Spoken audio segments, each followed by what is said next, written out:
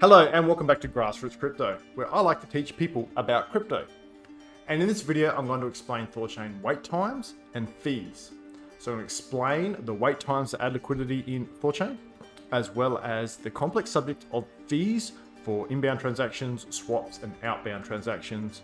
Then I'll further break down how outbound transactions are done within THORChain. And then I'm going to finish off with some comparisons of costs as well as time, so THORChain compared to, like, say, Uniswap and Ring combination. If you're new here, don't forget to like and subscribe. There's a lot to cover, so let's just get into it.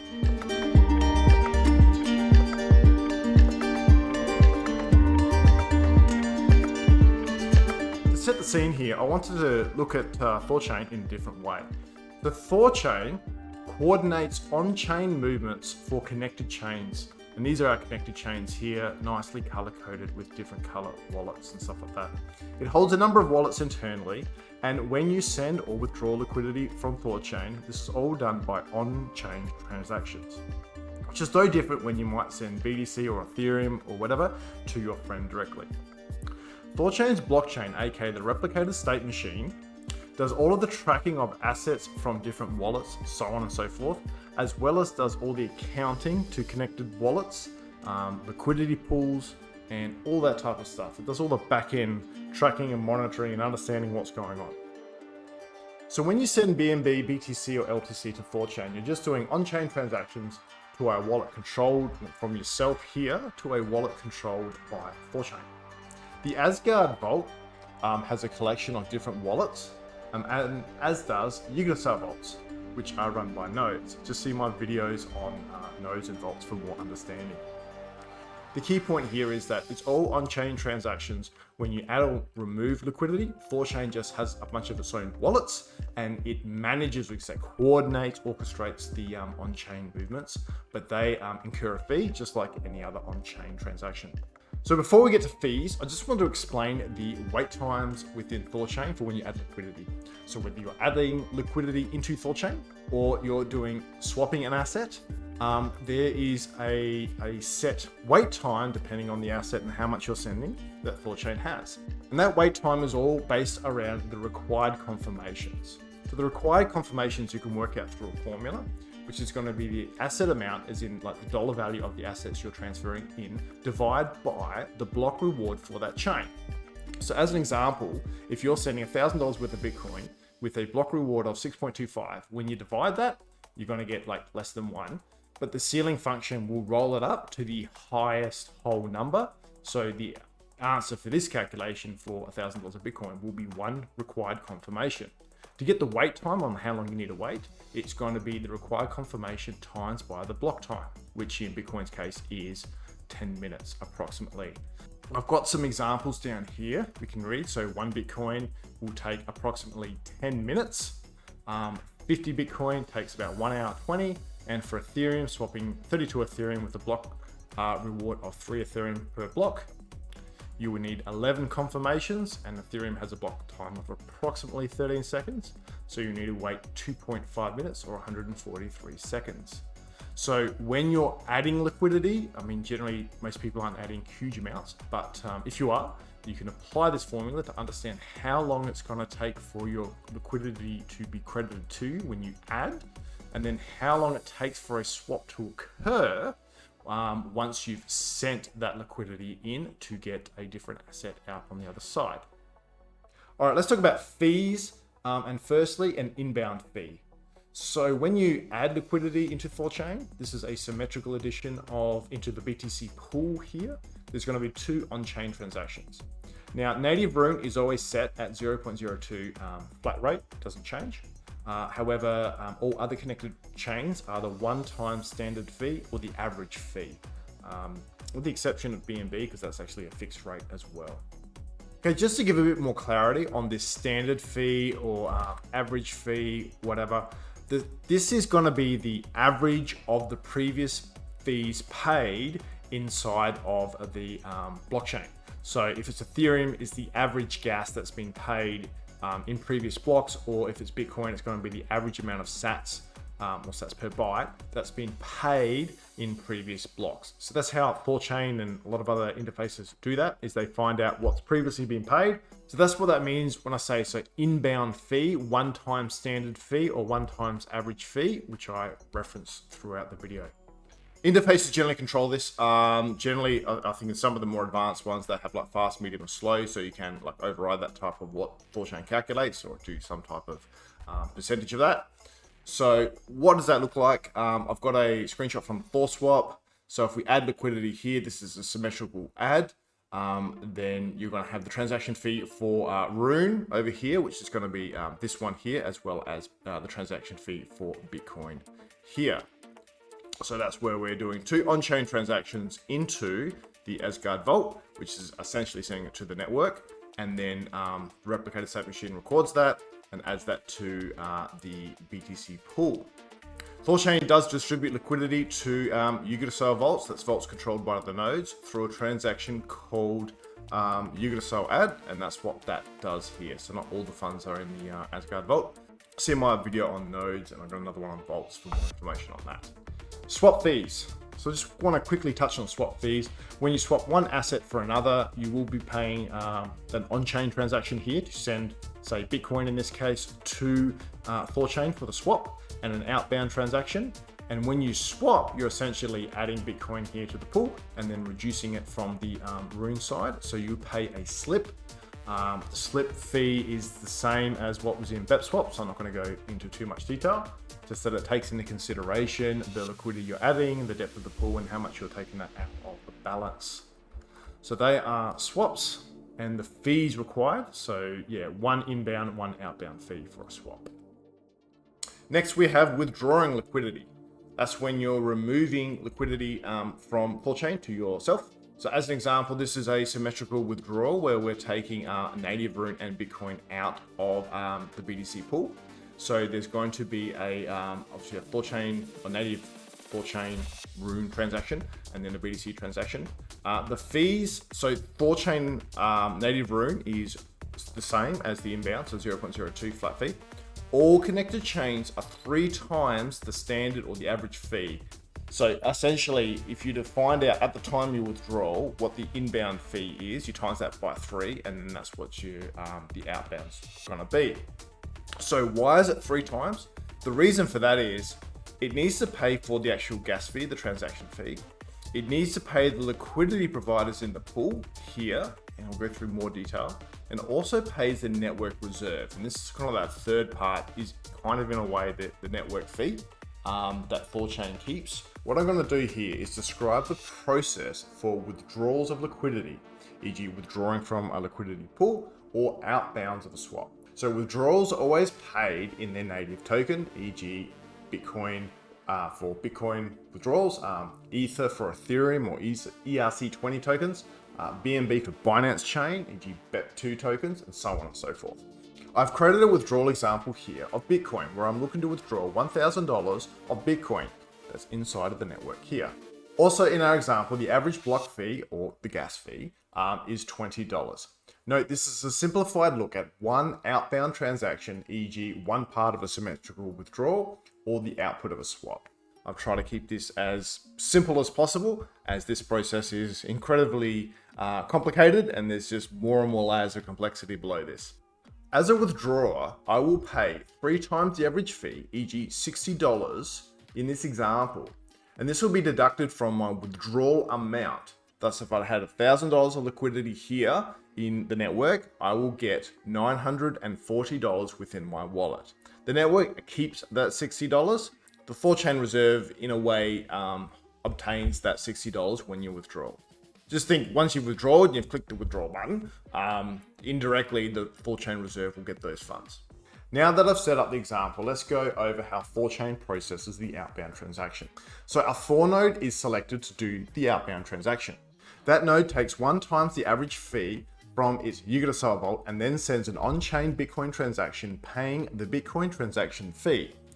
The gas or fee, call it what you want, is always high enough to ensure that the outbound transaction gets into the next block. THORChain calculates this from the average of previous transaction fees paid.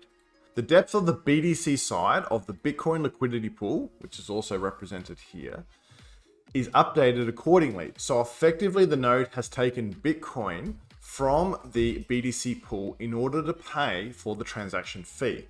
The Rune side is unchanged. In the next THORChain block, so 5 seconds later, the THORChain reserve reimburses the BTC pool 2 times the transaction fee in Rune, not in BTC. So to explain what's going on here, we've taken BTC out of the BTC pool, and then we've added 2 times the amount of the transaction fee into the BTC pool here. So the network has effectively done a lopsided swap and has not paid a slip fee. This has created an arbitrage opportunity as the pool is now out of balance. Arbitragers will perform swaps to take Rune out and put BTC back in order to try and bring the pool back into balance. And arbitragers do this because they can profit by this imbalance, because in this example, Rune would be selling at a discount and BTC will be selling at a premium. So they essentially profit from the pool price, market price difference. That's why they do it. Because of the swaps, liquidity providers of the BTC pool earn fees every time the arbitragers perform swaps to bring it back into balance. Hence, liquidity providers will get paid for the pool to be brought back into balance by arbitragers. However, as we know, funds are lost in the rebalancing process. So when the pool is rebalanced by the arbitragers, there'll be less than the $40 extra that was paid by the reserve. And that's what this kind of little call out here says. So to summarize what I've just said, that the $40 worth of Rune causes an imbalance, the arbitragers bring that back into balance, and then there'll be less than $40 of additional value in that pool because of the rebalancing process. There's a lot going on here, so maybe you want to break down the video, and this is why fees are quite complex, I guess just in general, as well as explaining what's happening here in THORChain. It's also worth knowing that by the reserve paying 2 times the standard transaction fee to the liquidity pool in Rune and then allowing the rebalancing process to occur, ensures that there's always sufficient BTC available to pay transaction fees. And as we said, it also pays the liquidity providers. And remember, THORChain ruthlessly maximizes profits for liquidity providers as they are first-class citizens. The remainder of the $20, we paid 60 and 40 came out here. The remainder of the $20 is kept by the network. And this is really kind of like the network fee within the traditional sense.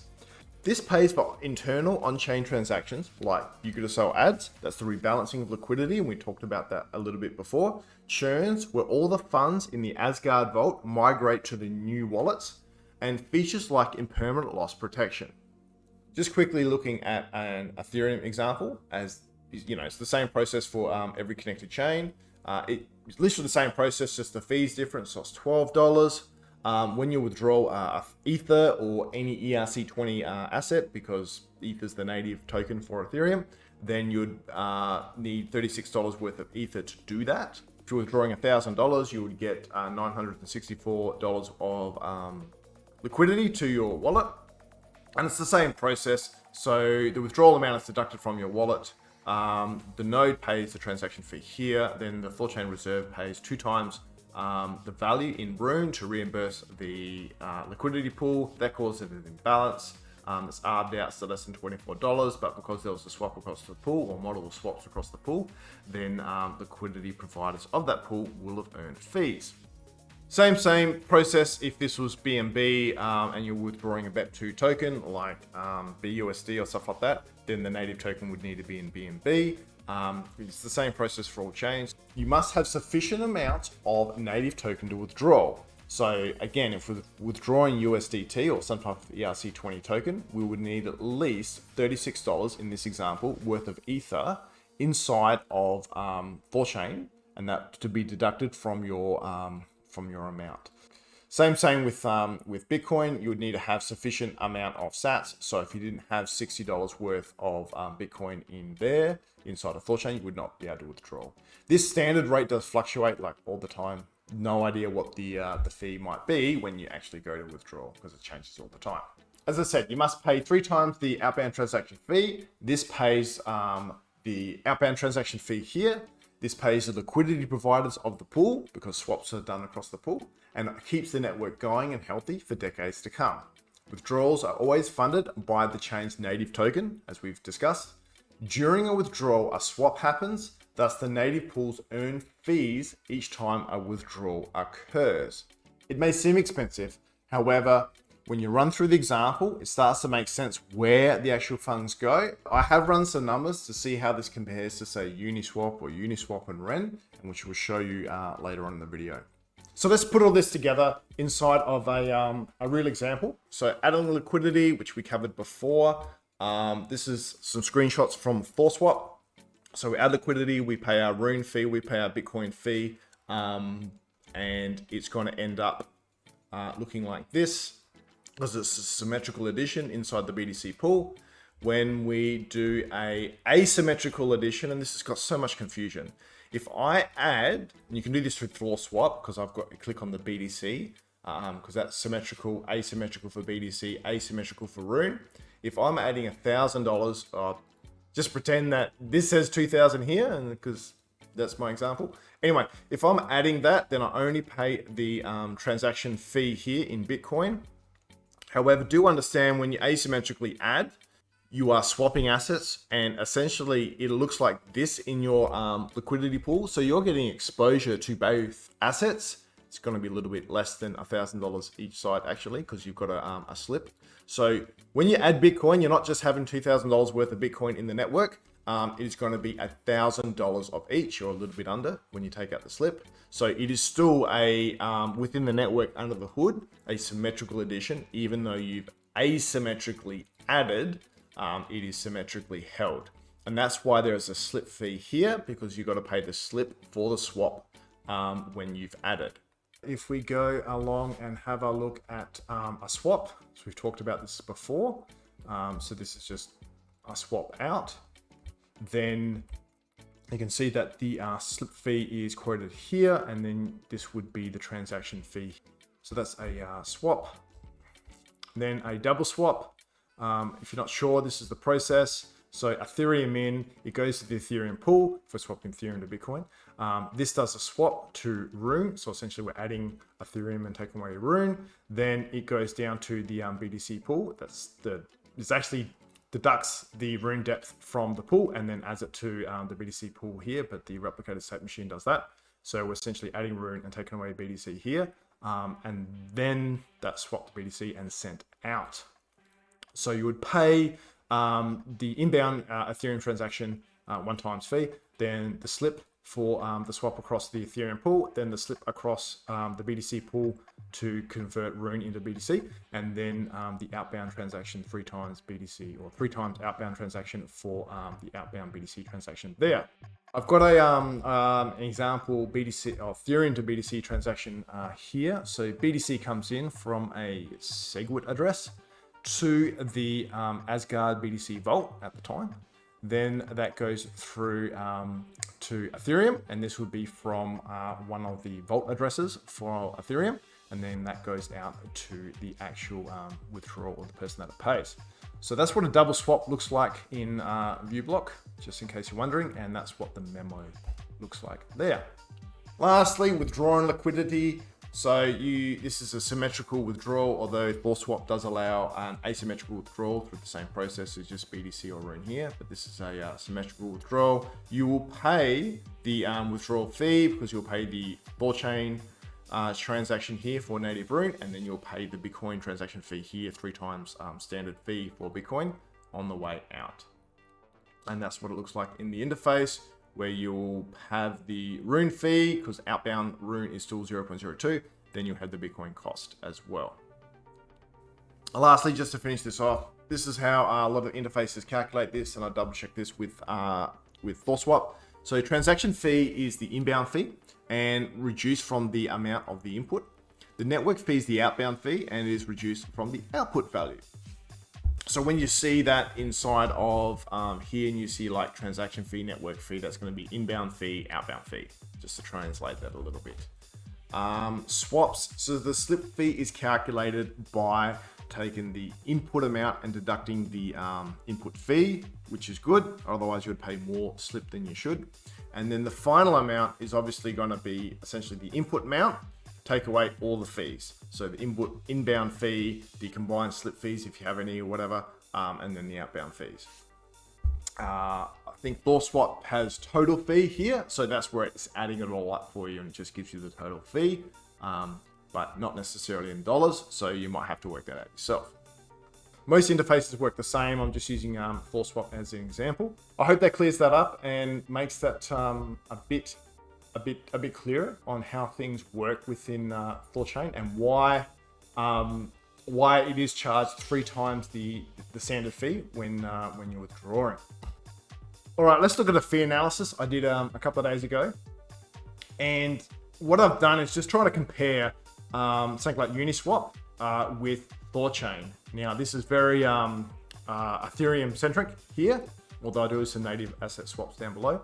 And I've taken the same gas rate and Gwei, if you know what that means, as well as the same sats per byte rate here. So that does vary every day, but I did pull this off THORChain's gas rate at the time I did this.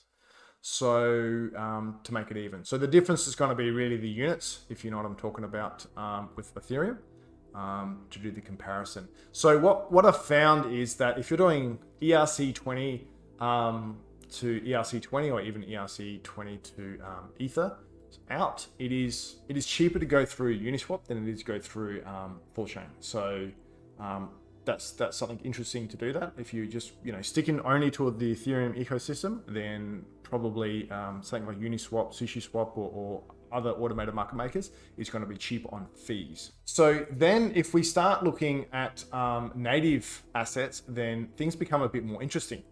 Particularly, I've got some examples here when we're swapping native Ether to native Bitcoin. So I'm doing 5,000 because that is dependent on the wait times. So 5,000 is a nice easy number.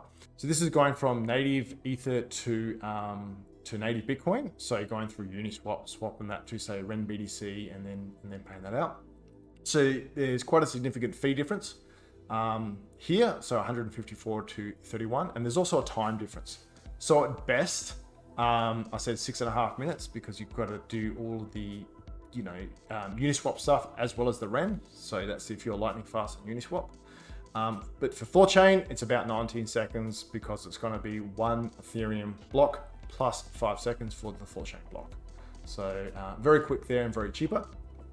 For native BC to Ether, so to go back the other way around using Uniswap and Ren, would take over an hour because Ren wants to wait 6 confirmations. So you need to do all your Uniswap stuff first, as well as then wait 6 confirmations. Whereas THORChain it'd be 10 minutes. And it's about 10 minutes because it's 5,000, you only need to wait 1 BTC confirmation. So it's going to be 1 block plus 5 seconds. And so that's why it's about 10 minutes. To add liquidity, a bit cheaper here as well. So if we're adding Ether and native Rune, I know that's the native Rune really does help with the fee, but if you're going to native assets, then much cheaper. Same. If you're withdrawing, still again about half price on withdrawal, even better for additions. So that's kind of the rub for comparing Ethereum to THORChain. I haven't included approvals for interactions for smart contracts, so I'm assuming that all the wallets would have already interacted with it, else the fees would be a bit more, particularly on the ERC20 smart contract interaction stuff. But to keep it fair, I kept that out. So I found that interesting. ERC20 to ERC20, if you're living in the Ethereum ecosystem, probably best to stay there. THORChain is more expensive, particularly because of the 3 times withdrawal fee with Ethereum tokens.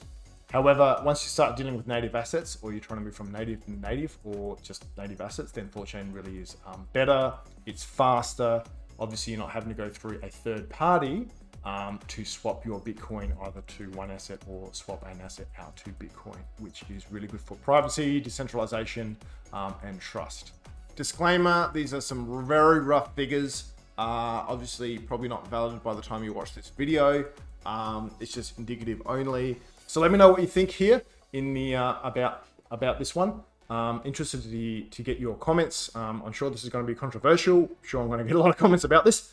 We're all open for discussion and having a chat. Lastly, I just want to explain the standard average transaction fee thing. For people that don't know, this is just a bit more technical. We'll go through it. So the inbound fee is for UTXO chains like Bitcoin, Litecoin, and Bitcoin Cash. This is from the spec that I'll link in the description below. 1 times the gas rate times 250. And what that means is the gas rate is all set by here in Midgard. So in BTC, it's going to be 91. So that's how many sats per byte that you need to pay. And BCH, you've got Litecoin here as well. So that's how many sats per bytes. And the average fee that we're looking, the average size of the transaction is going to be 250 bytes. So you do, 91 or whatever times 250. That's how many sats or satoshis you're going to pay. And then when you can put that into a dollar value based off the price of Bitcoin. BNB is actually a flat rate, so that makes life easier. Then we have Ethereum, which is 1 times the gas rate times the units. It's always just given in Gwei. Don't really have to worry about that part too much because here we go. Ethereum, so 720 Gwei is the gas rate. So you do 720 times, or is it times by the unit. So if it's native Ether, it's going to be 750 times that, then that's going to give you the Gwei amount, or the amount in Gwei, and then you find out the price of that, which is dependent on the price of Ethereum, because Gwei is like a subset of Ethereum. Look up Gwei, all right? And then we have same, you're just going to times it by 70,000 instead of 3,500 to find the transaction cost for ERC20 tokens. Outbound fee, exactly the same as the inbound fee, except that it's going to be 3 times at the front instead of 1 times.